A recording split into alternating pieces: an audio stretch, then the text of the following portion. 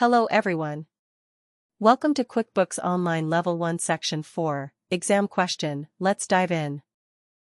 Which of the following statements is false regarding a receipt that has been uploaded to QuickBooks and is showing in the Receipts tab of the Transactions Center? Select an option, and then select Submit. A. It either must be categorized and added as a new transaction or matched with an existing transaction. B. It's not recorded anywhere else in a client's QuickBooks account until it's been reviewed. C. Transactions in the For Review tab in the Transactions Center are included in QuickBooks Search for existing transactions to match the receipt with.